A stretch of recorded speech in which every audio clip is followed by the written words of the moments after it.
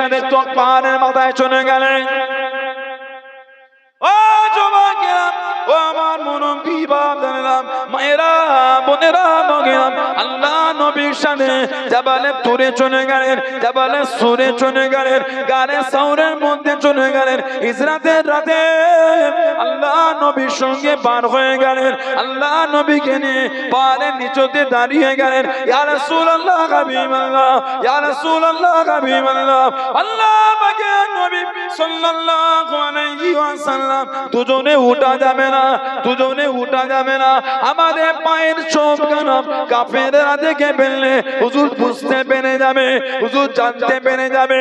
ইয়া রাসূলুল্লাহ, হাবিবাল্লাহ, আল্লাহ পাকের নবী, আপনি আমার পিঠে উঠে পড়েন, আপনি আমার পিঠে উঠেন।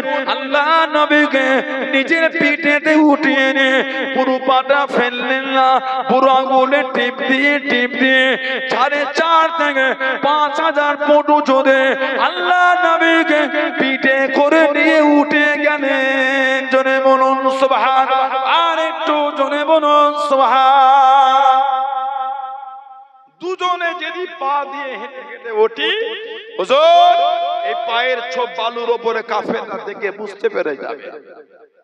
আপনি আমার পিঠে উঠে, আমি আপনাকে উপরে যাই। পুরু পা নয়, খালি পুরো আঙুলে টিপ দিয়ে নবীকে পিঠে করে ওই 4.5 থেকে 5,000 ফুট উঁচুতে চলে গেলেন। বলুন না সুবহানাল্লাহ। ওনার আসল নাম আপনারা জানেন? ওনার আসল নাম হলো হযরতে আব্দুল্লাহ, হযরতে আব্দুল্লাহ রাদিয়াল্লাহু। আবু বকর হলো ওনার কুনিয়াত, মানে উপনাম, ডাক নাম, ডাক নাম। এই ডাক নামে পরিচয় বেশি পেয়েছে। আল্লাহ পাক ওনাকে 3টে মেয়ে দিয়েছেন। একটা মেয়ে হলেন আমাদের মা সাইয়্যিদা তাহিরা তাইয়্যিবা হযরতে আয়েশা রাদিয়াল্লাহু তাআলা আনহা, আর একটা হযরতে উম্মে কুলসুম রাদিয়াল্লাহু তাআলা আনহা। হযরত উম্মে কুলসুমের সঙ্গে বিয়ে হয়েছিল হযরত তালহা ইবনে উবাইদুল্লাহ, আবু তালহা রাদিয়াল্লাহু তাআলা। 7 লক্ষ দিরহাম, কিতাব এসেছে 7 লক্ষ দিরহাম। খালি লাভ এসেছে, লাভ, ব্যবসা সূত্রে লাভ্যাংশ, মূল পুঁজি না। এই মূল পুঁজি দিয়ে ব্যবসা করে লাভ হয়েছে 7 লক্ষ দিরহাম। লাভ্যাংশ এসেছে ফজরের নামাজ পড়ে নিজে হাতে করে 7 লক্ষ দিরহাম গরিবদের মধ্যে সব বন্টন করেছেন, দান করে দিয়েছেন। জোরে বলো, এত দামি দানি ছিলেন সাহাবারা। আমার নবীর একটা সাহাবী ছিলেন হযরত আব্দুর রহমান ইবনে আউফ রাদিয়াল্লাহু তাআলা আনহু। আব্দুর রহমান ইবনে আউফ রাদিয়াল্লাহু তাআলা আনহু, ওনার আব্বা ছিলেন মক্কা শরীফের জমিদার, উনিও জমিদার। মুসলমান হলে ওনাকে বলা হয় সাহেবুল হিজরাতাইন, 2 হিজরাতের অধিকারী। সাহেবুল হিজরাতাইন, 2 হিজরাতের অধিকারী। ইসলামের প্রথম হিজরাত ছিল ইথিওপিয়া। ইসলামের প্রথম হিজরাতটা ছিল ইথিওপিয়া, মানে হাবশা, নাজ্জাসি বাদশা। ইথিওপিয়া, নাজ্জাসি বাদশা, হাবশা, এটা ছিল ইসলামের প্রথম হিজরাত। নাজ্জাসি বাদশার ওখানে উনি ওই হিজরাতে ছিলেন। ওখান থেকে মক্কা শরীফে এলে 40 জনের কাফেলা, ওখান থেকে উনি মদিনা শরীফে চলে গেলেন। এত জমিদার, মক্কা শরীফে সব অর্থ ছেড়ে মদিনা শরীফে চলে গেলেন। কিতাব এসেছে শুরু থেকে আবার ব্যবসা শুরু করলেন মদিনা শরীফে। মক্কা শরীফের কোনো পুঁজি উনি নিয়ে যাননি। যেই পাথরটা তুলতেন, পাথর যেই পাথরটা তুলতে, ওই পাথরটা উঠালে পাথরের নিচে থেকে সোনা পেতেন, সোনা, গোল্ড। যখন পাথরটা উঠাতেন নবী পাকের ওসিলা দিয়ে পাথর তুলতেন। যেই পাথরটাই তুলতেন ওই পাথরের নিচেতেই সোনা পেতেন। জোরে বলো, এত ধনী হয়ে গেলেন। সোনা পে সোনা তাল হয়ে গেছে, মানে এত সোনা জোগাড় হয়েছে। উনি ইন্তেকালের পরে ওই যে সোনা রেখে গিয়েছিলেন ওটা কেটে কেটে ওনার আত্মীয়দের মধ্যে সব বন্টন করা হয়েছিল। জোরে বলুন না সুবহানাল্লাহ। না জীবনে পড়লে পাবেন আপনার গোটা পৃথিবীর সবথেকে ধনী মানুষ কে আছে? যুবক ভাইগুলো বলে গোটা পৃথিবীর বর্তমান সবথেকে ধনী মানুষ কে আছে বলে? যে গোটা পৃথিবীর যিনি সবথেকে বর্তমান ধনী মানুষ, তানার থেকে কিতাবে এসেছে আরো 27 গুণ বেশি ওনার সম্পত্তি ছিল। জোরে বলো, আর একটু ভালোবাসায় বলা গেল না?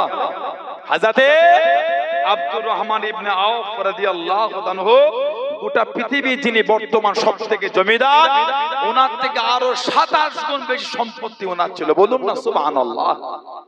সাহাবাদের করে আল্লাহ এত সম্পদ দিয়েছিলেন। হযরতে আবু বকর সিদ্দিক রাদিয়াল্লাহু তাআলা, আরেকটা মেয়ের নাম ছিল হযরতে আসমা। হযরতে আসমা, ওনাকে বলা হয় জাতুন নিকাতাইন, দুই ফিতের মালকিন, দুই ফিতের মালকিন।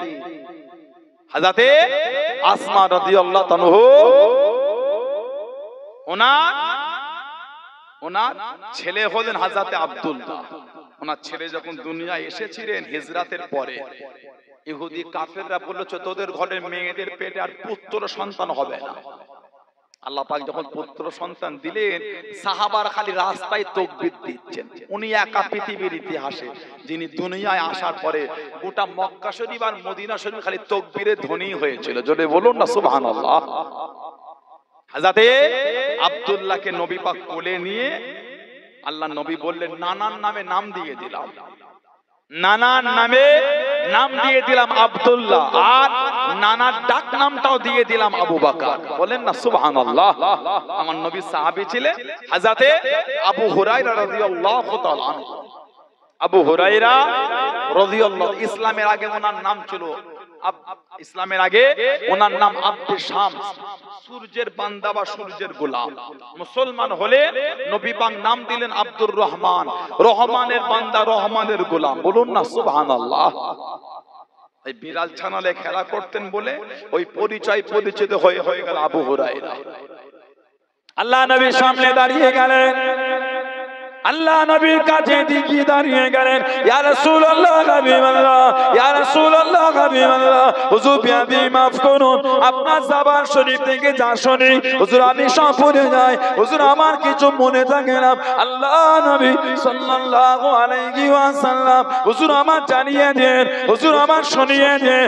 ও বাবা আবু হুরায়রা, চাদরখানা সরিয়ে নাও, চাদরখানা খুলে দাও, গা থেকে চাদরখানা খুলে দিয়ে আল্লাহ নবী নূরের হাতখানা ওনার বুকেতে রেখে দিয়ে বুকের উপর চাপিয়ে দিয়ে কিছুক্ষণ পরে জানিয়ে দে, ও বাবা আবু হুরায়রা, চাদরখানা সরিয়ে নাও, চাদরখানা লাগিয়ে নাও, চাদরখানা জড়িয়ে নাও। হযরতে আবু হুরায়রা বলেন, আল্লাহ নবী সাল্লাল্লাহু আলাইহি ওয়াসাল্লামের নূরের জবান শরীফে যা শুনেছি ইন্তেকালের আগে পর্যন্ত একটা কথা বলি নাই। জোরে বলুন সুবহান, আর একটু জোরে বলুন সুবহান। নবী পাক নূরের হাতটা খালি ওনার বুকে রেখেছে। ইন্তেকালের আগে পর্যন্ত যা নবী পাকের জবান শরীফ থেকে শুনেছি একটা কথা বলি না। জোরে বলে। ওনার নাম আমার নবী দিয়েছিলেন আব্দুর রহমান, লোকে চেনে আবু হুরায়রা, ডাক নাম। নবী সাহাবী হযরতে কায়েস, হযরতে কায়েস রাদিয়াল্লাহু তাআলা। আল্লাহ নবী সফরে বার হয়ে গেলেন, আল্লাহ নবী সাহাবাদের নিয়ে চলে গেলেন, আল্লাহ নবী চিরিয়ে নিয়ে, আল্লাহ নবী দাঁড়িয়ে রেস নিয়ে কিছুক্ষণ পরে জানিয়ে দে, ও চলো চলো সফরখানা শুরু করি, সফরখানা চালু করি। হযরতে কায়েস রাদিয়াল্লাহু তাআলা আনহু এত মাল পিঠে উঠিয়ে নিয়ে, এত মাল তুলে নেন, আল্লাহ নবী জানিয়ে দেন, আল্লাহ নবী শুনিয়ে দেন, ও বাবা কায়েস, তুমি কি সাফিনা হয়ে গিয়েছো, তুমি কি জাহাজ হয়েছো বাবা, কত মাল তুলেছো বাবা, কত মাল নিয়েছো বাবা। আল্লাহ পাকের হুকুমে এত ক্ষমতা হয়ে গেল, 7টা উট যত মাল বইতো, 7টা উট যত মাল নিয়ে নিত, হযরতে কায়েস রাদিয়াল্লাহু তাআলা আনহু তত মাল বয়ে নিতেন। জোরে বলুন সুবহান, আর একটু জোরে বলুন সুবহান। মুস্তাদরাকে হাকিমের মধ্যে পাওয়া যায় হযরত কায়েস রাদিয়াল্লাহু তাআলা আনহু সফরে বার হয়ে গেলেন, সফরে বার হয়ে গেলেন। পানির উপর থেকে যেতে যেতে নৌকা নষ্ট হয়ে গেল, জাহাজটা নষ্ট হয়ে গেল। ভেসে ভেসে সমুদ্রের কিনারা চলে গেলেন, সমুদ্র পাড়ে চলে গেলেন। জঙ্গলের মধ্যে বড় বড় সিংহ দেখতে পেলেন। হযরত সাফিনা জানিয়ে দেন, হযরত সাফিনা শুনিয়ে দেন, ইয়া আবা গারেস আনা মাওলা রাসূলুল্লাহ সাল্লাল্লাহু আলাইহি ওয়াসাল্লাম। এ জঙ্গলের সিংহ আমি অন্য কেউ নয়, আমি গোলাম, আল্লাহ নবীর আজাদ করা গোলাম। জোরে বলেন সুবহান, আর একটু জোরে বলুন সুবহান। সাতটা উট যত মাল বইতো উনি একা পিঠে তত মাল বইতেন। খালি নবী পাক দোয়া করেছিলেন, তুমি সাফিনা, তুমি কি জাহাজ হইছো? জাহাজ। মরুভূমির জাহাজ বলা হয় উটকে, আরবিতে বলে সাফিনাতুস সাহরা, মরুভূমির জাহাজ। সাফিনাতুন মানে জাহাজ, সাহরা মানে মরুভূমি। সাফিনাতুস সাহরা মরুভূমির জাহাজ। আল্লাহ পাক উটকে এমন করে সৃষ্টি করেছেন, উটের পেটের মধ্যে আল্লাহ একটা পানির ট্যাঙ্ক করে দিয়েছে। জোরে বলো। আমরা যেমন আমাদের বাড়ি ওই যে ওযু হচ্ছে, আপনাদের ঈদগাহ, এটা ঈদগাহ তো, ওই ঈদগাহে ওযু হয়, ওই পানিটা কিন্তু এই পানি হলে বলে বার হচ্ছে তা না। এই ঈদগাহ ছাদে একটা কি দুটো আপনারা পানির ট্যাঙ্ক রেখেছেন। ওই ট্যাঙ্কে পানি জড়ো হয়ে থাকে, যখন কেউ কল খোলে ওই ট্যাঙ্ক থেকে পানি বার হয়ে আসে। একবার পানি পান করলে 15-20 দিন আর পানি পান করা লাগে না। মানে ওর পেটে যে আল্লাহ পানি ধরে রাখা জায়গাটা করেছে, ওই ট্যাঙ্কটা ভর্তি হয়ে যায়। যখন পিপাসা লাগে আর ওকে পান করা লাগে না, ওখান থেকে পানি শরীরের যেখানে প্রয়োজন আল্লাহর হুকুম সেইখানে পৌঁছে যায় প্রয়োজন মোতাবেক। জোরে বলো। বললেন আলহামদুলিল্লাহ, ইন্নাল্লাহা আলা কুল্লি শাইইন কাদির। আমার আল্লাহ তিনি সমস্ত ক্ষমতার মালিক। জোরে বলো। ওয়ালাম ইয়াকুল্লাহু কুফুয়ান আহাদ। আমার আল্লাহ পাকের সমকক্ষ পরিমাণ কেউ না। জোরে বলে। কুল, হাবিব আপনি বলে দেন আল্লাহু আহাদ, আমি আল্লাহ এক।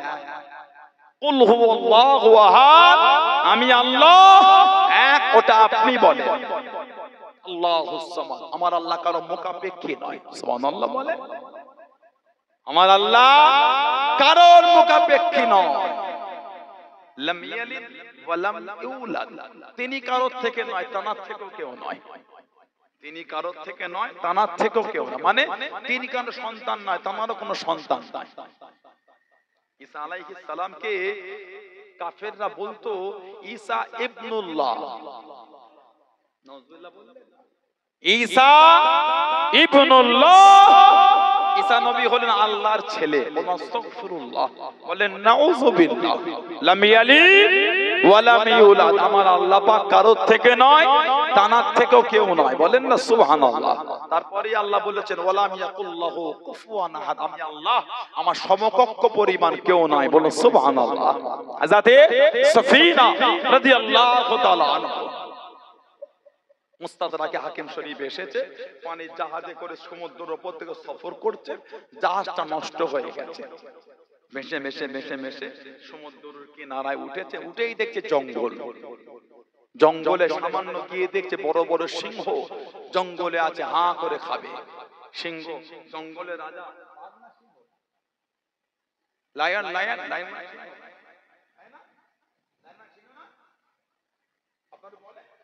আমাদেরটা অনেক আগে কুড়িয়ে কাড়িয়ে মনে করতে, আপনার চারটা পড়ছেন এখন। টাইগার মানে বাঘ, টাইগার মানে পিকক মানে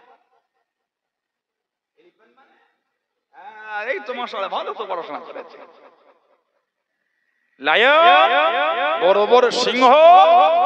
হযরত সাফিনা রাদিয়াল্লাহু তাআলা যেই সিংহ দেখেছেন, দেখেই বলছেন ইয়া আবাল হারিস, এ জঙ্গলের সিংহ, আনা মাওলা রাসূলুল্লাহ সাল্লাল্লাহু আলাইহি ওয়াসাল্লাম, আমি হলাম আল্লাহর নবীর আজাদ করা গোলাম। যেই বলেছেন সিংহ, যেই শুনেছেন ফাসামিয়া, সামিয়া ইয়াসমা মানে শোনা, যেই শুনেছেন নবী পাকের আজাদ করা গোলাম, সিংহ জবানে আওয়াজ করতেন তক তক। সাফিনা চিনে ফেলেছি তুমি হলো আল্লাহর নবীর আজাদ করা গোলাম। জোরে বলে ভালোবাসায় বলা গেল না। আমার নবী সাহাবাদেরও পশুরা চেনে, আমাদের নবী তো অনেক আলা ব্যাপার। নবী পাক অনেক আলা, সাহাবাদেরও চেনে। বলবেন না সুবহানাল্লাহ? হাদিস শরীফে এসেছে আমার নবী সফরে বার হলেন, কোন একটা খাজুর গাছের নিচে গরম রৌদ্রে একটু আরাম করে, জঙ্গলে সাপ এসে ফনাটা চওড়া করে আমার নবী পাকের শির মোবারকের গোড়ায় দুলে দুলে নবী পাককে হাওয়া দিতে লেগেছেন। জোরে বলুন না সুবহানাল্লাহ? কিছু কিছু আছে আমার নবীর শানই বোঝে না। আমাদের সমাজে কিছু আছে দেখবেন এরা আমার নবীর মাকামই বোঝে না।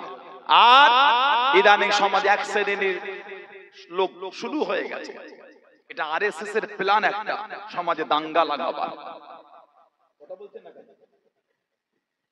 বনগাঁয় দুটো নোংরা হীন মানসিকতা দেশদ্রোহী পাকিস্তানের পতাকা লাগা থেকে ধরা পড়ে গেল। বনগাঁয় দুজন দেশদ্রোহী পাকিস্তানের পতাকা লাগা থেকে ধরা পড়ে গেল। পুলিশ তাদের অ্যারেস্ট করলো। পরের দিন কারা যেন সব গিয়ে ফুলের মালা দিয়ে ওই দেশদ্রোহী গুলোকে ছাড়িয়ে আনলো। আর এদিকে চাপাডালির মোড়ে কে একজন মুসলিম তার ফেসবুকে কি একটা পোস্ট করেছে, দোকানও ভেঙেছে, তাকেও মেরেছে। অন্যায় করলে শাস্তি হবে, সেটা মুসলিম হোক আর যেই হোক। অন্যায় যে করবে তার শাস্তি হবে, সেটা যেই হোক। এই মানসিকতা তৈরি করে ফেসবুকে গিয়ে ইসলামকে গালি দেওয়াটা সভ্যতার পরিচয় নয়, অসভ্যতার পরিচয় এটা। আমি তো আপনার ধর্মকে গালি দিলাম না। প্রত্যেকটা মুসলমান জঙ্গি নয়, প্রত্যেকটা জঙ্গি মুসলমান। ফেসবুক এখন ট্রেন্ড চলছে একটা কমেন্টে, দেখছেন? প্রত্যেকটা মুসলমান জঙ্গি নয়, প্রতিটা জঙ্গি মুসলমান। ছি ছি, এত হীন মানসিকতা আপনার। আজকে একটা দেখলাম কলকাতা মেডিকেল কলেজে না কোথায় একজন পাঞ্জাবি আর দাঁড়িয়ে রেখে গিয়েছে বলে একটা অধ্যাপক বলতে তোকে জঙ্গির মতন লাগছে। তার মানে জঙ্গিদের দাঁড়িয়ে আর পাঞ্জাবি হয়? কে বলে? গডসে মনে হয় দাঁড়িয়ে আর পাঞ্জাবি ছিল গডসে। গডসে নাম শোনেন? গডসে ওর মনে হয় দাঁড়িয়ে আর পাঞ্জাবি ছিল, ওটা একটা জঙ্গি। তো ও তো গুলি করেছিল। মুসলমানকে এত নোংরা চোখে দেখছো কেন? দেখো না, এই দেশ স্বাধীনের জন্য মুসলমানদের রক্তের বন্যা বয়ে গেছে। ইতিহাস পাতা থেকে মুছে দিতে পারো, মানুষের অন্তর থেকে মুছতে পারবে না। বাবরি মসজিদ কালো ছিল, আজও ছিল। বাবরি মসজিদ কালো ছিল, আজও আছে। কিয়ামত পর্যন্ত মানুষের অন্তরে ওটাই থাকবে। জোরে বলে কি হয়েছে না হয়েছে বলতে পারবো না। কোন মুসলমান তো বলেন কি হয়েছে ভেঙে দাও না, করেছে। সুপ্রিম কোর্ট থেকে রায় দিয়েছে, আস্থার উপর দিয়েছে, আইনের ভিত্তিতে দেয় না। কথা বলছেন না কেন? এখন চলছে ওয়াকফ নিয়ে সুপ্রিম কোর্টের শুনানি। ভাই আমার জায়গায় তোমার জ্বলন হচ্ছে কেন? এই ঈদগাহ কলুপাড়া গ্রামবাসী রক্তের পানি করা পয়সা দিয়ে ছাদ ঢালাই দিয়েছে, জায়গাটাকে সংরক্ষণ করেছে। অন্য পাড়ার লোক যদি এসে লাফালাফি করে উচিত হবে বলে মনে হয়? বাবা এদের রক্তের পানি করা পয়সা দিয়ে এত সুন্দর সাজিয়েছে, তোমার থেকে জ্বলন হলে হবে না। কষ্ট করে নিজের গ্রামেরটাও করো। আমাদের এত সম্পত্তি, আমাদের এত সম্পত্তি, অন্যের লোভ হলে হবে না তো? কেন লোভ করছেন? পারলে আপনিও কিছু যদি আপনারা ঠিক করে। আমার হিন্দু ভাইদের দেবত্ব সম্পত্তি আছে না নাই? সেখানে মুসলমান ভাগ বসাতে গেলে হবে না তো? সুপ্রিম কোর্টে নাকি সরকারি পক্ষে একজন লয়ার বলেছে যে ওয়াকফ ওটা দানে সবার ব্যবহার না। যিনি ওয়াকিফ, যিনি দান করছেন, ওনার নিয়তটা কি? মসজিদের জন্য ওয়াকফে লিল্লাহ করে দিলাম, ওই সম্পত্তিটা মসজিদের জন্য ব্যবহার হবে, দ্বিতীয় কোনো কাজে ব্যবহার হবে না। যদি ব্যবহার হয় এর জন্য যারা ব্যবহার করেছে আল্লাহর আদালতে তাদের জবাব দিতে হবে। যিনি ওয়াকিফ, যিনি দান করে এই জায়গাটা আমি মাদ্রাসার জন্য দিলাম, ওই জায়গাটা মাদ্রাসার জন্যই ব্যবহার হবে। যিনি ওয়াকিফ এই জায়গাটা আমি মসজিদ, মাদ্রাসা, খানকা, ঈদগাহ এবং সর্বসাধারণের জন্য ওয়াকফ করলাম। ওই জায়গাটা সব কাজের জন্য ব্যবহার হবে। অত সহজ হয়নি। ওয়াকফ এটা সাধারণ দান নয়। যিনি দান করছে ওনার নিয়তটা কি? কথা বলছেন না কেন? যিনি দান করছেন ওনার নিয়তটা কি? ওনার নিয়তের উপর ভিত্তি করে কাজ হবে। আপনি বলে দিলে হয় না। ওয়াকফের সম্পত্তি, দানের সম্পত্তি সব কাজে ব্যবহার। মন গড়া বলে দিলে হয় না। আমার শরীয়তের একটা বিধান আছে, ইসলামের একটা কানুন আছে। ভারতের সংবিধান, ভারতের কনস্টিটিউশন, ভারতের সংবিধান আমাদের অধিকার দিয়েছে। এটা আমার ফান্ডামেন্টাল রাইট, এটা মৌলিক অধিকার। আমি আমার দেশে আমার ধর্মের বিধান মাথা উঁচু করে শান্তিতে আমি আমার ধর্মের বিধান, ভারতবর্ষের সংবিধান আমাকে অধিকার দিয়েছে, মাথা উঁচু করে পালন করব। অন্য সম্প্রদায়ের লোক তার ধর্মের বিধান সে মাথা উঁচু করে পালন করবে। এটা হলো আমার ভারতবর্ষ। মুসলমানদের নোংরার চোখে, ঘৃণার চোখে দেখো না। আমাদের সমাজে হিন্দু মুসলমানের অশান্তি নাই, আমাদের সমাজে হিন্দু মুসলমানের ঝগড়া নাই। তিন নম্বর লোকগুলো কোথা থেকে চলে এসে দাঙ্গা লাগাচ্ছে। আমরা তো ঝগড়া করতে চাই না। কে যেন বলে দিল মুসলমানদের পাংচার করতে গেলে ওদের দোকানে খাওয়া বন্ধ করতে হবে। কীর্তি দেখেছেন? কত জঘন্য লোকটা দেখেছেন? সকাল হলেই হিন্দু ভাইদের দোকান থেকে আমরা মিষ্টি আর কচুরি কিনে এনে খাই। আর একটু বেলা হলে মুসলমানের দোকান থেকে গিয়ে ওই হিন্দু ভাইটা সবজি কিনে ঘরে গিয়ে রান্না করে খায়। এত হীন মানসিকতা কেন আপনার? এত জঘন্য কেন আপনি? আপনি কি মানুষ না? দেখতে তো মানুষের মতন লাগে, চরিত্র তো মানুষের মতন না। এই কথাগুলো যারা বলে দেখতে মানুষের মতো, চরিত্র মানুষের মতো নয় তো। কথা বলছেন না কেন? আজকে যদি আরেকটা মুসলমান ওই বার্তা দেয়, আর খ্রিস্টান যদি ওই বার্তা দেয়, আর জৈন যদি ওই বার্তা দেয়, আর পাঞ্জাবি যদি ওই বার্তা দেয়, আর শিখ যদি ওই বার্তা দেয়, তাহলে ভারতবর্ষ তৈরি হলো কি?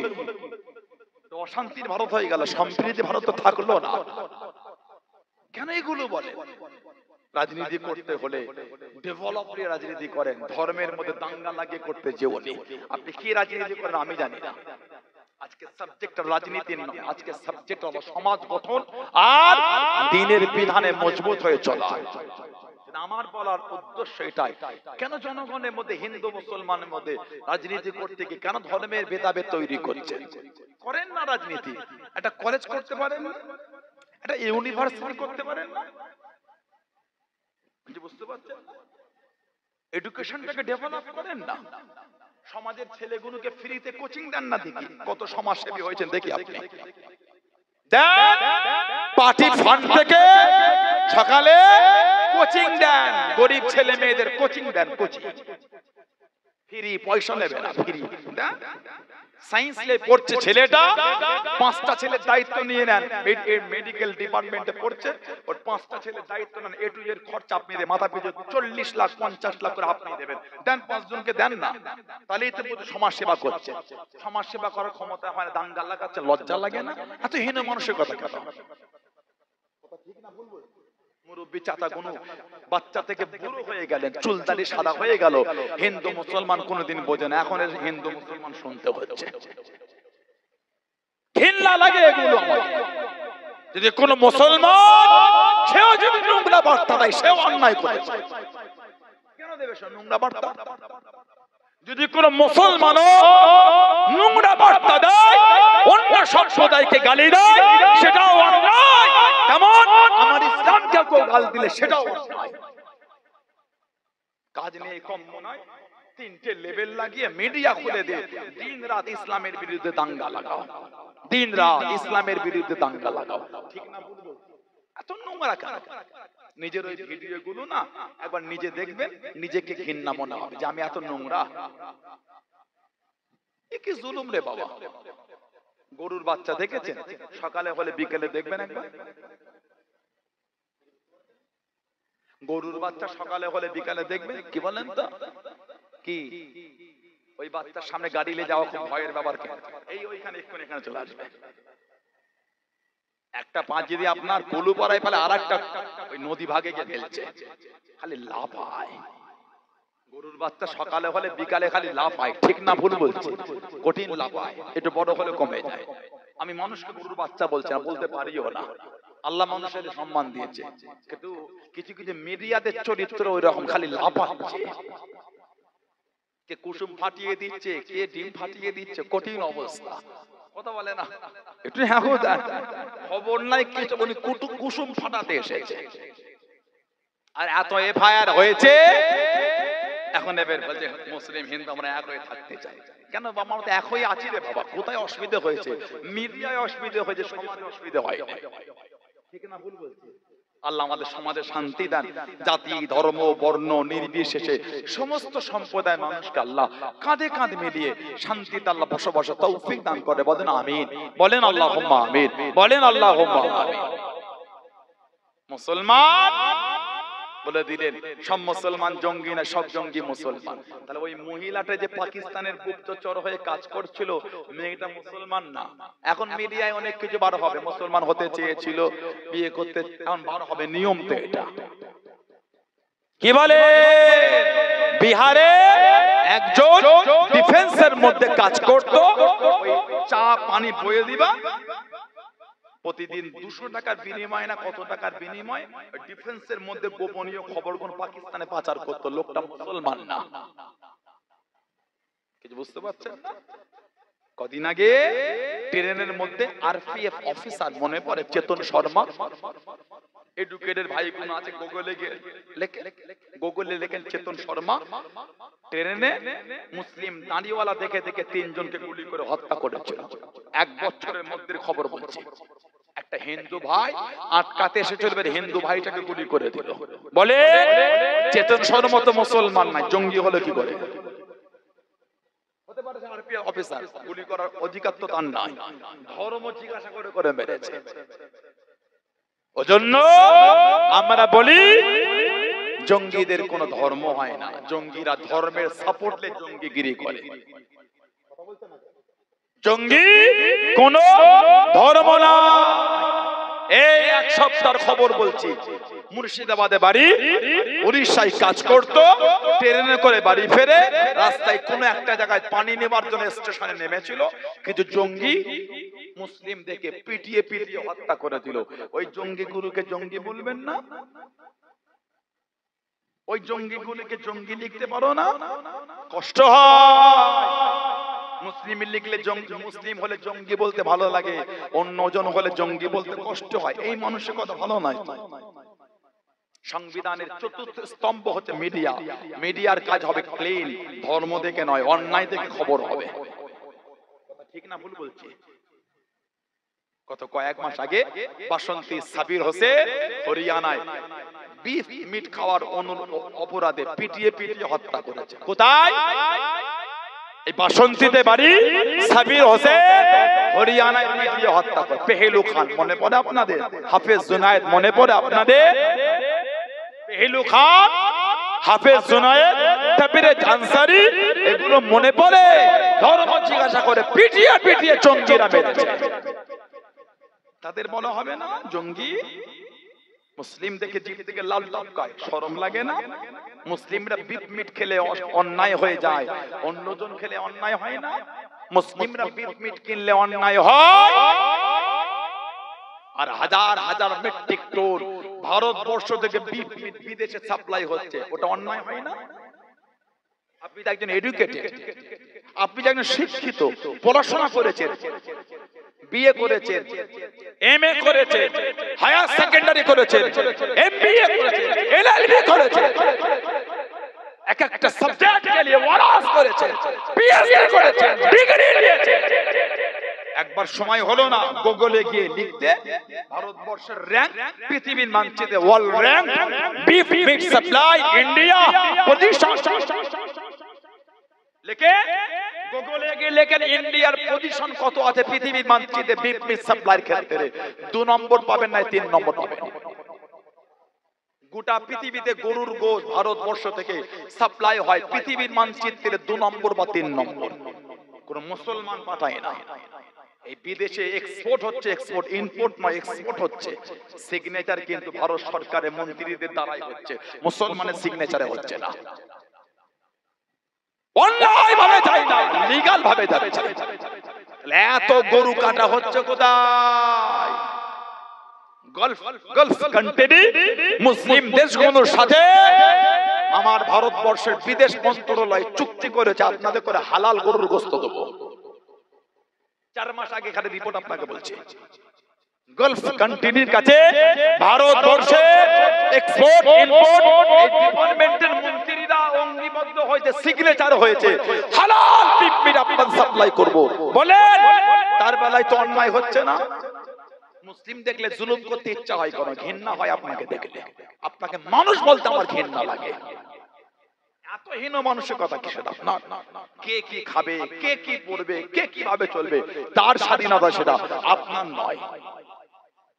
ঠিক না ভুল বলছি? 3 নম্বর ব্যক্তি কোথা থেকে এসে আমাদের সমাজে হিন্দু মুসলমানের দাঙ্গা লাগাচ্ছে, আমাদের সমাজে ভ্রাতৃত্ব নষ্ট করে। তাই মিডিয়াদের যে সমস্ত ভাইয়েরা দেখবেন, আমি কোন সম্প্রদায়কে অপমান করিনি।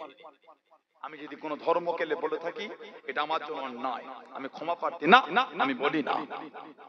আমার বলার উদ্দেশ্য নোংরা লোকেদের কাছ থেকে আমাদের সরে আসতে হবে, মানে শান্তি আমরা পাবো না।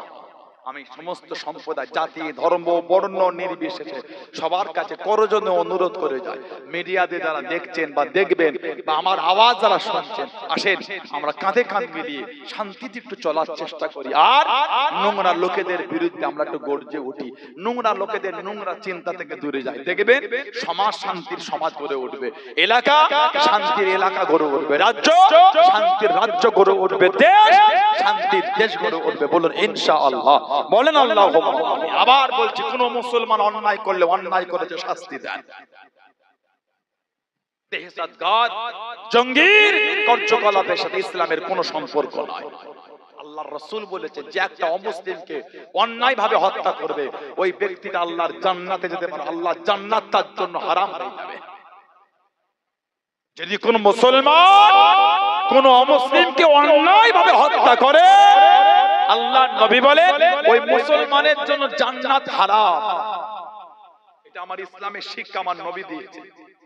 আমার নবী সাল্লাল্লাহু আলাইহি ওয়াসাল্লাম বলে, বুখারী শরীফের riwayat, মান কাতালা মুআহাদান লাম ইয়ারাহ রাইহাতাল জান্নাতি ওয়া ইন্না রিয়াহাল তুজাদু মিন মাসিরাতিল 40 আমান। বুখারী শরীফে এসেছে, যদি কোন মুসলমান কোন অমুসলিমকে চুক্তি সাপেক্ষে হত্যা করে, কোন নিরীহ অমুসলিমকে হত্যা করে, আমার নবী বলে ওই মুসলমানটা জান্নাতে যাওয়া দূরের কথা, জান্নাতের খুশবুও পাবে না।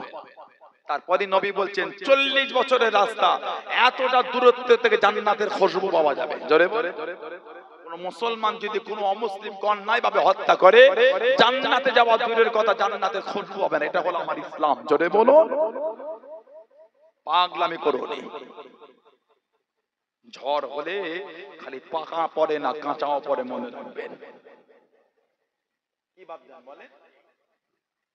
নদীতে পুকুরে জাল দিলে খালি মাছ পড়ে না, শামুকও পড়ে, গেরিও পড়ে, কাঁকড়াও পড়ে। লোক কিন্তু মাছ নাই, বাকি কোনো নাই না, পরে সবকিছু। ঝড় হলে শুধু পাকা না, কাঁচা আমটাও ঝরে। আজকে যারা মুসলমানের বিরুদ্ধে কার্যকলাপ চালাও, ভাববেন না খালি মুসলমান ক্ষতিগ্রস্ত, আপনিও কিন্তু হবে। কয়েক মাস আগে হরিয়ানায় ওই গোরক্ষার নামে ছুটিয়ে ছুটিয়ে গুলি করেছিল গাড়িতে, মনে পড়ে নিউজটা? লেখে নেটে, আরিয়ান মিসরা 19 বছরের একজন ছেলে গুলি করে হত্যা করলো। ওই জঙ্গিগুলিকে যখন অ্যারেস্ট করেছিল, আরিয়ান মিসরার বাপ মা জিজ্ঞাসা করলো, কেন আমার ছেলেটাকে মেরে দিলে তোমরা, কি অন্যায়? আমার ক্ষমা চাই, আমরা মুসলিম মনে করে মেরেছি। তাহলে ভেবে দেখেন কত নোংরা মনের মধ্যে তৈরি হয়েছে। একটা নিরীহ মুসলিম এই ভেবে মেরেছে, পরে জানা গেল সে আরিয়ান মিসরা মুসলিম না। আরিয়ান মিসরার বাপ মা বলছে মুসলিম হলে মারতে হয়। বললাম ঝড় হলে খালি পাকা নয়, কাঁচাও পড়ে। ওই উড়িষ্যায় কিছু গুরুরা বাঙালি বাংলা কথা বলে মারছে, দেখেন। বাংলায় তো উড়িষ্যার লোক থাকে না? তা কাল থেকে যদি বাংলার জাতি, ধর্ম, বর্ণ নির্বিশেষে কাল থেকে যদি শুরু হয়ে যায় উত্তম মধ্যম, ভালো হবে জিনিসটা বলে মনে হয় না। গরিব মানুষ পেটের দায়ে ছুটছে এক জায়গা থেকে আর এক জায়গায়। পিপিলিকা পিপিলিকা কোথায় যাও, নাচি নাচি দাঁড়াও না একবার ভাই, ছোটবেলায় পড়েছিলাম মনে আছে? পিপিলিকা পিপিলিকা কোথায় যাও, নাচি নাচি দাঁড়াও না একবার ভাই। পিপিলিকা কোথায় যাও, এই নেচে নেচে খাদ্য সঞ্চয়ে যায়। আর গরিব পেটের টানে এক রাজ্য থেকে আর এক রাজ্য, এক গ্রাম থেকে আর এক গ্রাম, এক থানা থেকে আর এক থানা ছুটছে। উড়িষ্যার লোক বাংলায় এসে, বাংলার লোক উড়িষ্যায় গেছে দুটো পয়সার জন্য। কেন জুলুম করছে? ক্ষমতা নাই। তিনটে গরিবের মুখে অন্ন তুলে দেবা, তিনটে গরিবের মুখ থেকে অন্ন ছিনিয়ে নিচ্ছেন, লজ্জা লাগে না?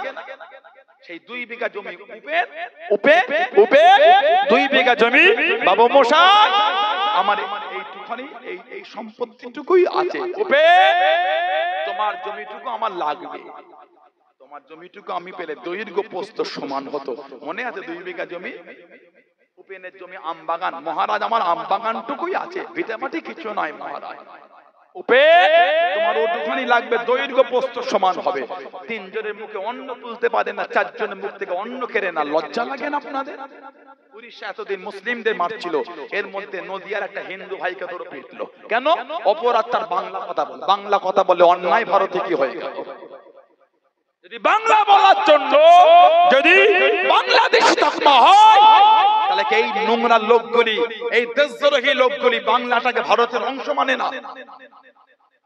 যদি বাংলা কথাটা যদি বলার জন্য বাংলাদেশি হয়ে যায়, তাহলে বাংলা কি ভারতের অংশ না?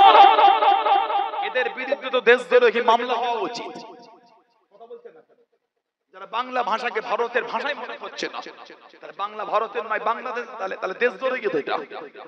ভারতের 1 ইঞ্চি জায়গা কাউকে ছাড়বো না আমরা। আজকে চীন আমার ভারতের জায়গা দখল করছে, কথা ঠিক না? সেখানে তোমাদের ক্ষমতা নাই, চলো চীন আমার ভারতে জায়গা দখল করে জায়গার নাম চেঞ্জ করে দিচ্ছে, বিল্ডিং তুলে ফেলছে, কারোর তো কোনো চর্চা নাই। মুসলিম একটু নরম হয়ে আছে বলে জানবে আমাদের শরীরে সেই রক্ত বইছে। বদরের ময়দানে 313 জন ময়দান ফাঁকা করে ফেলেছিল, জোরে বল। এর দ্বারা কাউকে থ্রেট দিচ্ছে না, আমরা আমাদের পরিচয়টা জানিয়ে দিচ্ছি। সুবহানাল্লাহ বলে, জোরে বলে। যা ভাবছেন তা নয়। কি মনে করেছেন আপনারা দাঁত খুঁজে তাই পেয়েছেন? যেদিন এই সমাজের সমস্ত সম্প্রদায়ের মানুষ কাঁধে কাঁধ মিলিয়ে রুখে দাঁড়াবে, এই নোংরা লোকেদের মুখ আমার জায়গা খুঁজে পাবে না। হিন্দু, মুসলমান, জৈন, খ্রিস্টান, বৌদ্ধ, দলিত, আদিবাসী যেদিন এক কাতারে দাঁড়িয়ে সমাজের এই নোংরা লোকেদের বিরুদ্ধে আন্দোলন তুলবে, সেদিন নোংরা লোকেরা মুখ লুকাবার জায়গা খুঁজে পাবে না। আল্লাহ আমাদের হেফাজত করে, বলুন আল্লাহুম্মা আমিন। মুর্শিদাবাদের মুসলিম ছেলেটাকে পানি নিতে নেমেছিল, পিটিয়ে পিটিয়ে মেরে দিল। আল্লাহ সব ফিতনা থেকে আমাদের দূরে রাখেন, বলেন আমিন, জলে বলেন আমিন। আমার ভাইয়েরা বাপটা হযরতে সফিনা রাদিয়াল্লাহু তাআলা আনহু, উনি যেই বলেছেন ইয়া আবাল হারিস, এই জঙ্গলের সিংহ, আনা মাওলা রাসূলুল্লাহ সাল্লাল্লাহু আলাইহি ওয়াসাল্লাম, আমি হলাম আল্লাহর রাসূলের আযাদ করা গোলাম। ফাসামিয়া তাতা, শোনার সাথে সাথে বলেন সফিনা, আমরা তোমাকে চিনে ফেলেছি, তুমি হলে আল্লাহর নবীর আযাদ করা গোলাম। জোরে বলো। এরা নবীর মাকামই বোঝে না, এরা আমার নবীর শানই বোঝে না। আল্লাহ নবী টুক টুক করে এগিয়ে যায়। ও যুবকেরা, ও আমার মুনব্বী বাপদারা, মায়েরা, বোনেরা, আল্লাহ নবী সাল্লাল্লাহু আলাইহি ওয়াসাল্লাম সাহাবাদের নিয়ে এগিয়ে যায়। আল্লাহ নবী সাহাবা সামনে চলে গেলেন, পিছনে চলে গেলেন, ডান দিকে বাম দিকে আল্লাহ নবীর সাথে হেঁটে হেঁটে এগিয়ে যায়। আল্লাহ নবী দাঁড়িয়ে গেলেন, আল্লাহ নবী থমকে গেলেন, আল্লাহ নবী জানিয়ে দেন, ও আমি নবী এত কাছে শোনা, সামনে একটু আগিয়ে যাও, পিছনে একটু পিছিয়ে যাও, ডান দিকে শুনে যাও, বাম দিকে শুনে যাও। আল্লাহ নবী জানিয়ে দেন, আল্লাহ নবী শুনিয়ে দেন, ও তোমরা কি জানো এত কাছে কাছে কেন যাও? একটু আমার থেকে দূরে চলে যাও। ফাইন্না হাযা মাকামুল মালাইকাতি, ফাইন্না হাযা মাকামুল মালাইকাতি। আমি নবী, আমার কাছে জায়গাটা হলো আল্লাহ পাকের ফেরেশতাদের জায়গা। জনে বলুন সুবহান, আর একটু জনে বলুন সুবহান।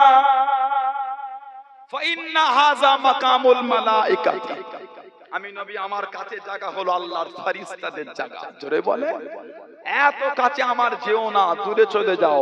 আমার কাছের জায়গা ওটা তোমাদের না, ওটা ফেরেশতাদের জায়গা। বলুন না সুবহানাল্লাহ। হযরত সাফিনা রাদিয়াল্লাহু তাআলা বলছেন, জঙ্গলে বাইরে যাব রাস্তা জানি না। সানাউল্লাহ সিদ্দিকী কলুপাড়া এলো, রাস্তা খুঁজে পায় না, ম্যাপে লিখলো মধ্যমগ্রাম কলুপাড়া, একদম লোকেশন দিয়ে দিল, কাউকে জিজ্ঞাসাও লাগলো না। পাওয়া যাবে না নেটে, গুগল ম্যাপে গিয়ে কি বলে হযরত সাফিনা রাদিয়াল্লাহু তাআলা বলে, জঙ্গলের মধ্যে রাস্তা চিনি না, বার হলো কি করে? উনি বলছেন, জঙ্গলের সিংহ আমার কাছে এসে ওর মাথাটা দিয়ে আমার কোমরে ধাক্কা মারছে। সুবহানাল্লাহ বলে, আমার কোমরে ধাক্কা মেরে আমাকে জঙ্গলের বাইরে বার করে রাস্তা দেখিয়ে দিয়ে মুখেতে আওয়াজ করছে, ফাহামহামাতু ফাহামহামাতু সাফিনা, আমরা আপনাকে বিদায় জানিয়ে দিলাম। জোরে বলে, আরেকটু জোরে বলা গেল না? সেই নবীর ভালোবাসা। হযরতে আব্দুল্লাহ যুলফিদাদাইদ রাদিয়াল্লাহু তাআলা বাপ ছিল না, উনি হলেন এতিম, মায়ের অধীনে, চাচার অধীনে থাকতেন। চাচা মাথা থেকে পা পর্যন্ত যা ছিল সব চাচা টাকা দিয়েছে। মক্কা শরীফ আর মদিনা শরীফের মধ্যে একটা পাহাড়, ওই পাহাড়ের পদদেশে ছোট্ট পার বস্তি ছিল মুজাইনা গোত্র। মুজাইনা, এই মুজাইনা গোত্রের সন্তান হযরত আব্দুল্লাহ যুলফিদাদাইদ রাদিয়াল্লাহু তাআলা আমাদের নবীকে না দেখে মুসলমান হয়ে গেলেন। জোরে বলে, আর একটু ভালোবাসায় বলা গেল না? কিন্তু আশায় আছে চাচাও যদি মুসলমান হতো, চাচা তিনিও যদি মুসলমান হতে, দুজনে একসাথে নবী পাকের দরবারে যেতাম। সুবহানাল্লাহ বলে, চাচার মধ্যে কোনো পরিবর্তন নয়। হুজুর আমার চাচার কাছে চলে গেলেন, হুজুর আমার দাদার সামনে দাঁড়িয়ে গেলেন, চাচা যান আপনি কি মুসলমান হবেন? আপনি কি কলেমা শরীফ পড়ে নেবেন? চাচা রাগান্বিত হয়ে গেল, চাচা বিরক্ত হয়ে গেল। হে আব্দুল জান, তুই কি বলিস, তুই কি জানিস? হুজুর আমার ভয়কে নেন না, হুজুর আমার ভয়কে নেন না। চাচা যান আপনি যদি মুসলমান না হন, আমি আব্দুল্লাহ মুসলমান হয়ে গিয়েছি, আমি আব্দুল্লাহ কলেমা শরীফ পড়ে নিয়েছি। চাচা রাগান্বিত হয়ে গেলেন। তোর মাথা থেকে নে পা পর্যন্ত যাতে সবই আমার টাকায়, সবই আমার অর্থে। তুই যদি মুসলমান হয়ে যাস, আমার মাল আমাকে ফিরিয়ে নে, আমার মাল আমাকে দিয়ে দে। ও যুবক, মানা কাকে বলে, মহব্বত কাকে বলে? আল্লাহ আল্লাহ রাসূলকে কানা মেনে দে, আল্লাহ আল্লাহ রাসূলকে কানা ভালোবেসে দে। মদ খাওয়াটার নাম মানা না, তাস খানাটার নাম মানা না, জুয়া খেলাটার নাম মানা না, লটারি কাটাটার নাম মানা না, সুদ খাওয়াটার নাম মানা না, নোংরামি করাটার নাম মানা না। হযরত আব্দুল্লাহ রাদিয়াল্লাহু তাআলা আনহু একটা একটা করে সমস্ত কাপড়গুলো খুলে দিয়ে বস্ত্রহীন হয়ে গেলেন, বস্ত্রহীন হয়ে গেলেন। শরীরে কাপড় বলতে কিচ্ছু নয়, শরীরে সুতো বলতে কিচ্ছু নয়। ও যুবক, কাঁদতে কাঁদতে ছুটে ছুটে মায়ের কাছে দাঁড়িয়ে গেলেন, মায়ের সামনে চলে গেলেন। আম্মা জান, চাচা আমার সব ছিনিয়ে নিয়েছে, চাচা আমার সব নিয়ে নিয়েছে, আমি আব্দুল্লাহ মুসলমান হয়ে গিয়েছি। আম্মা জান, উলঙ্গ অবস্থায় আল্লাহ নবীর কাছে গিয়ে দাঁড়াতে পারবো না, আল্লাহ নবীর সামনে যেতে পারবো না। ও আমার আম্মা জান, একটা চাদর কি আমাকে দেবেন? একটা বস্ত্র কি আমাকে দেবেন? যদি একটা চাদর দেন, ওই চাদরটাকে জড়িয়ে নিয়ে আল্লাহ নবীর সামনে চলে যাব। উলঙ্গ অবস্থায় আল্লাহ নবীর কাছে যেতে পারবো না, আল্লাহ নবীর সামনে যেতে পারবো না। মা একটা চাদর দিলেন, চাদরটাকে জড়িয়ে নিয়ে কাঁদতে কাঁদতে চলে চোখ ভরা পানিলে মদিনা শরীফের বাইরে দাঁড়িয়ে দাঁড়িয়ে কাঁদে। আল্লাহ নবীর কাঁধে খালি গা যেতে পারবো না, খালি গা দাঁড়াতে পারবো না। চাদরটাকে খুলে নিয়ে দুটো টুকরা করে নিয়ে, একটা টুকরা জড়িয়ে নিয়ে, একটা টুকরা গায়ে নিয়ে মদিনার মসজিদে নববী শরীফের সামনে চলে গেলেন। রাত হয়ে গেল, সারা রাত কাটিয়ে নিয়ে ফজরের আযান হয়ে গেল। আল্লাহ নবীর হুজরা শরীফের বাইরে দাঁড়িয়ে গিয়ে আল্লাহ নবীর চেহারা শরীফ দেখে নিলেন। জোরে বলুন সুবহান, আর একটু জোরে বলুন সুবহান। সুতো বলতে গায়ে কিচ্ছু নাই, চাচা সব একটা একটা করে নিয়ে নে। আব্দুল্লাহ তুই যদি মুসলমান হস আমার মাল আমাকে দিয়ে দে। আহা, তোর মাথা থেকে নিয়ে পা পর্যন্ত যা আছে সব আমার টাকায় কিনেছিস, দে। সবার সামনে উলঙ্গ ছেলে, আহা, একটা যুবক, শরীরে সুতো বলতে কিচ্ছু না, বস্ত্রহীন হয়ে দাঁড়িয়ে আছে, নিরুপায় হয়ে কাঁদতে কাঁদতে ঘরে গিয়ে, মা একটা চাদর দেবে মা, আমি উলঙ্গ হয়ে নবী পাকের কাছে যেতে পারবো না, আল্লাহর নবীর সাথে আদবের খেলাফ হয়ে যাবে। আহা, কি মানা সাহাবাদের। মা একটা চাদর দেবে মা, চাদর। মা একটা চাদর দিলেন, ওটাকে পরনায় জড়িয়ে সতরটাকে ঢেকে, লজ্জায় স্থানটাকে ঢেকে ছুটছেন মদিনা শরীফের বাইরে দাঁড়িয়ে কাঁদছেন, নবীর কাছে যাব, শরীরটা তো ফাঁকা, এই খালি গা নিয়ে আল্লাহর নবীর কাছে গিয়ে দাঁড়াই কি করে? আহা, বলুন না সুবহানাল্লাহ, কি আদব সাহাবাদের, সাহাবাদের কি আদব। আমার নবী যখন ইসলামের প্রথম যুদ্ধে গেছিলেন, দ্বিতীয় হিজরি বদরের যুদ্ধে, মাত্র 313 জন সাহাবা, আর আবু জেহেলদের 1000-এর অধিক সৈন্য। আমার নবী সিজদায় পড়ে জার জার হয়ে কাঁদছে, আল্লাহ আজকে যদি হেরে যায় দিন মানার আর কেউ থাকবে না, আল্লাহ আজকে যদি হেরে যায় ইসলামের পতাকা ধরার কেউ থাকবে না, আল্লাহ আল্লাহ আপনার ওয়াহদানিয়াত মানার কেউ, আমি নবী আমাকে মানারও কেউ থাকবে না। আমার নবী কাঁদছেন, হযরত মিকদাদ ইবনে আমর রাদিয়াল্লাহু তাআলা আমার নবীর কাছে দাঁড়িয়ে দাঁড়িয়ে কাঁদছেন, আর বলে, ইয়া রাসূলুল্লাহ, হুজুর আপনি কাঁদবেন না, হুজুর আপনি কাঁদবেন না, ইয়া রাসূলুল্লাহ, হুজুর আমরা আপনাকে রেখে যাব না, ইয়া রাসূলুল্লাহ। হযরত মুসা নবীর উম্মতরা বলেছিল, ও নবী মুসা, তুমি আর তোমার আল্লাহ ফেরাউনের বিরুদ্ধে যুদ্ধ করো, হুজুর ওটা আপনাকে আমরা বলবো না, শরীরে এক ফোঁটা রক্ত থাকতে হুজুর আমরা আপনার পাশে দাঁড়িয়ে এই যুদ্ধ করব, জোরে বলুন না, আর একটু জোরে বলা গেল না। আমার নবী খুশি হয়ে কেঁদে কেঁদে মিকদাদ ইবনে আমরের জন্য দোয়া করেছে। নবী যখন খন্দকের ময়দান, খন্দক হজ বা উমরা যারা করেছেন জানেন, খন্দক সাবা মসজিদ, যারা হজ করেছেন বা উমরা করেছেন জানেন, সাবা মসজিদ 7টা মসজিদ এক জায়গায়, মসজিদে আলীটা পাহাড়ের উপর রাদিয়াল্লাহু তাআলা, মসজিদে হাসান, মসজিদে হুসাইন, মসজিদে ফাতেমা রাদিয়াল্লাহু আনহুম আজমাইন, সব সাহাবাদের নামে সাবা মসজিদ। এই খন্দক গর্ত খোঁড়া হয়েছিল, আমার নবী এত কষ্ট হয়ে গেছিল, আমার নবী বা নবীও গর্ত খুঁড়েছেন সাহাবাদের সাথে। হযরত মিকদাদ ইবনে আমর ছোট্ট পারা পাত্রতে দুধ ছিল, বাড়িতে দুধ, কিতাবে এসেছে মক্কা শরীফে প্রকাশ্য 7 নম্বরে উনি ইসলাম কবুল করেছেন, বলুন না সুবহানাল্লাহ। এই ছোট্ট পারা পাত্রতে দুধ নিয়ে আমার নবীকে লুকিয়ে লুকিয়ে বলে, ইয়া রাসূলুল্লাহ, হুজুর আপনার কষ্ট আর সহ্য হয় না, হুজুর আপনার এত কষ্ট, হুজুর আপনি একটু দুধটা পান করেন। আমার নবী দুধের পাত্র হাতে নিয়ে একটা উঁচু জায়গায় দাঁড়িয়ে, আমার নবী রহমতের নবী, আল্লাহ নবী সাহাবাদের ডাকে, ও আমার সাহাবারা চলে আসো, সব কাজ করে পিপাসায় কাতর হয়ে গিয়েছে তোমাদের ভাই এই মিকদাদ ইবনে আমর রাদিয়াল্লাহু আনহু দুধের চেয়ে দুধ, আসো সবাই মিলে পান করি, বলুন না সুবহানাল্লাহ। উনি এনেছেন সামান্য দুধ যাতে নবী পান করেন, আর নবী হাতে এলে দাঁড়িয়ে সবাইকে নবী ডাকছেন। আহা, আমার নবী রহমতের নবী, নবী আমার একা পান করবেন না, রাসূল আমার সবাইকে ডাকছেন। সব সাহাবারা চলে এলেন, আমার নবী পাত্র হাতে দিয়ে বলে, সবাই পান করো। একজন পান করছে, হয়ে গেল, আর একজনকে দিচ্ছে, আর একজন পান করেছে, হলো আরেকজন, সমস্ত সাহাবাদের পান করা হয়ে গেল। তারপরও ছোট্ট পাড়া পাত্রে আল্লাহ দুধ তারপরও বরকত দিয়ে দিয়েছেন, জোরে বলো, আর একটু জোরে বলা গেল না। আমার নবী সাহাবী ছিলেন, আমার রাসূলের ভালোবাসার সাহাবী হযরতে জাবের রাদিয়াল্লাহু তাআলা আনহু, হযরতে জাবের রাদিয়াল্লাহু তাআলা আমার নবীকে দাওয়াত করেছিলেন, হুজুর আমার বাড়িতে আপনার দাওয়াত। আর নবী পাক উঠে বলছেন, ও আমার সাহাবারা, এ তোমাদের ভাই জাবের দাওয়াত করেছেন। হযরত জাবের চিন্তিত হলেন, আমি দাওয়াত করলাম নবীকে, 2-4 জন যাবেন, এই 1500 সাহাবা নবী দাওয়াত দিলেন, অতজন মেহমানদারি আমি করব কি করে?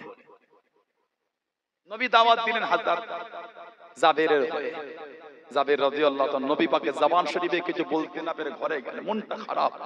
বিবি জিজ্ঞাসা করলেন, নবীকে দাওয়াত করে মন খারাপ? সমস্ত ঘটনা বলে, আমি নবীকে দাওয়াত করেছি, নবী তো সমস্ত সাহাবাদের বলে দিয়েছেন, অতজনের খাবার আমি পাবো কোথায়? বিবি জিজ্ঞাসা করলেন, সাহাবাদের দাওয়াত দিয়েছেন কে? বলেন নবী। নবীকে দাওয়াত কে দেবেন? আমি। বিবি বললেন, সাহাবাদের চিন্তা আপনাকে করতে হবে না, আপনি নবীকে দাওয়াত দিয়েছেন, নবী পাকের মেহমানদারি ব্যবস্থা আপনি করেন, সাহাবাদের ব্যবস্থা নবী পাক করেছেন বলেই দাওয়াত দিয়েছেন। আর একটু জোরে বলা গেল না? আমার নবী গেলেন সাল্লাল্লাহু আলাইহি ওয়াসাল্লাম, আমার নবী গিয়ে বসে, আহা, আমার নবী রহমতের নবী, দয়ার নবী, দিন দুনিয়ার বাদশা। আল্লাহ নবী বলেন, যাবে কি মেহমানদারি করেছো আনো। আমার নবীর কাছে দেয়া হলো, নবী পাক নিজে হাতে করে পাত্রে তুলে বলেন, যাবে সাহাবাদের কাছে পৌঁছে দাও। সব সাহাবাদের পাতে পাতে খাবার পৌঁছে গেছে। তারপরও হযরত জাবেরের বাড়িতে খাবার, তারপরও বেঁচে গেছে। বলুন সুবহানাল্লাহ, জোরে বলেন আলহামদুলিল্লাহ।